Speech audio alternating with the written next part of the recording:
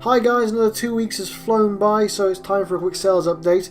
It's been a fairly slow September. I don't know whether that's normal because this is our first year of reselling, but it has been very slow.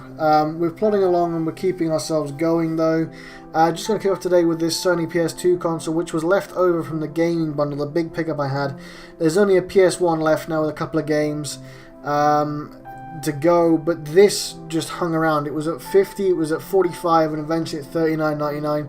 Sold within minutes at $39.99. So really happy to see it go finally. Had quite a few decent games with it, so nice, happy, easy, done. Buyers left me feedback, all good.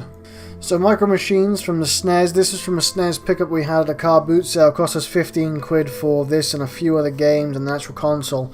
This probably owed us about 70 to 80 pence. It didn't owe us much, and it sold for $14.99. Really happy with that. No problems at all. Nice and easy to post. So just a very simple sale and a very nice quick one. Olympus print pack. This was found in a charity shop in a little bin. It cost about £1 or £2. It was sealed, but obviously had been opened. I checked it on eBay, and previous ones had sold for about 20 quid, so I listed it the same, and eventually it went GSP. It was about for a month or so, it hung around, and eventually sold it like 3 in the morning GSP to someone, so it's gone. Very happy, very easy sale. Always worth an eye out for weird print stuff, definitely. This just sort of fit that criteria because it wasn't immediately obvious what it was, because it's got like 2 little rolls on wheels, so I'm not sure exactly what it is still, but someone's bought it.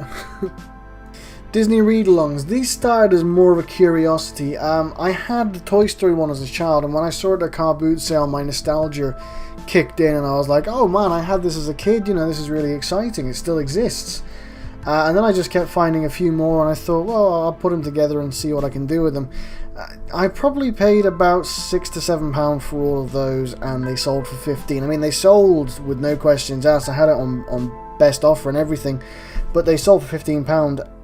I'm not really sure if there's a lot of money in them, and I can't really say I've seen them that often to warrant really collecting them.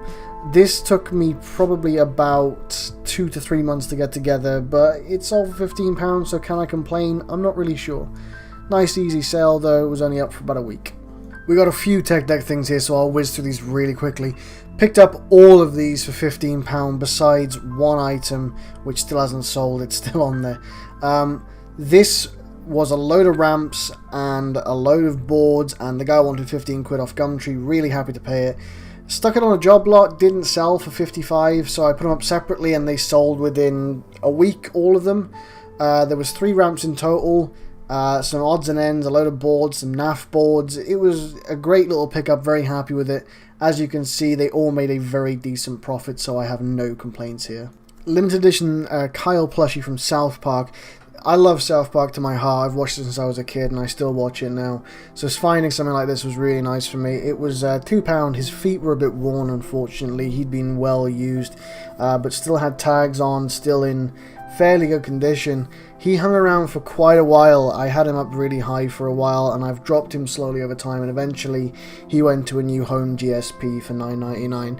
Very happy to see him go, very happy to see it, because it's just nice to see these kind of collectible things that you don't really find everywhere nowadays. Wario Land! Yeah, Wario Land. I found this at a car boot sale. They wanted £1 or £2 for it. I was hoping there would be a bit more money in it, seeing as it was Wario tied to Mario style old Game Boy game. Unfortunately, it was only about $6.99, but it did sell fairly quickly. Easy hell sale, can't complain. I mean, the Mario games will always sell, and any Wario stuff or anything tied to them, Luigi example, they will just sell. Nice find though, just to see out in the wild, because I haven't seen a Wario game on the Game Boy in a long time. Vintage Philips Infrafill heat lamp, I believe is what this is called. Basically, we found it in a charity shop. It was about 3 quid. It hung around, it sold, then someone didn't pay for it, so it got relisted, and eventually we took a best offer about £12 on it. It got so hot when taking the pictures of it, I was sweating. This thing is ideal, I suppose, for when you have aches and pains and you put it on there to relieve the stress on it. I think that's what they're supposed to do. unusual to see and unusual to find. I've never dealt with one before, but it sold. I can't really complain about it, and it was a fairly decent profit, so happy all round. Wired classic joystick for the Wii. These are an unusual one. I found a box in a house clearance guy at a car boot sale, and he had like a Wii balancing board, loads of stuff in there, but didn't have the Wii motion controls, the normal controls that you see with a Wii. He took that as a bad thing. I didn't, because I knew what was in there, and he sort of said, how much would you take it for? I said, I'll give you a tenner for it, and he happily accepted. There was 2 of these controllers, there was a balancing board, console, some lightsabers, loads of stuff. So very happy, very easy sale. And there was 2 of these, just worth keeping an eye out for if you're out there, because they always do sell if you can pick them up cheap. This bastard PlayStation, this is just a warning really. I suppose eventually you have to hit a dishonest trader, and the guy was at a car boot sale and he was like, oh, it's just a console, no wires, really, no controllers, but it was boxed. And I said, how much do you want for it? And he was like, oh, £10. I was like, I know the controllers are going to cost me a pretty penny if I need to find them. I wasn't really willing to pay. He's like, oh, I'll take it for £8. So I was like, oh, okay, I'm not really risking much at £8. Got home, turned it on, yellow light of death, one of the most common faults on the old Fat Boy PlayStation 3s. Bastard. I was so mad. It sold locally for $11.99 for parts and not working, so I didn't lose anything, but it was still just one of those reminders that people cannot be honest with you, and sometimes you have to bear that in mind when looking at products, especially electrical. What are you going to get for scrap in case you need to do that? It's always worth bearing in mind. For Real Friends Bunny, this thing was a couple pound at a car boot sale. I'm not a fan of them. I think they're weird, just because of how creepy they are in my opinion. Also, this had one of the worst battery compartments I've ever had to deal with, not because it was corroded or rusted, because of how awkward it was to get to and get batteries in. Eventually managed it, worked perfectly, and we put it out for $12.99. It had so many watches and it took about 2 weeks to sell, but eventually went for $12.99, so happy enough with that.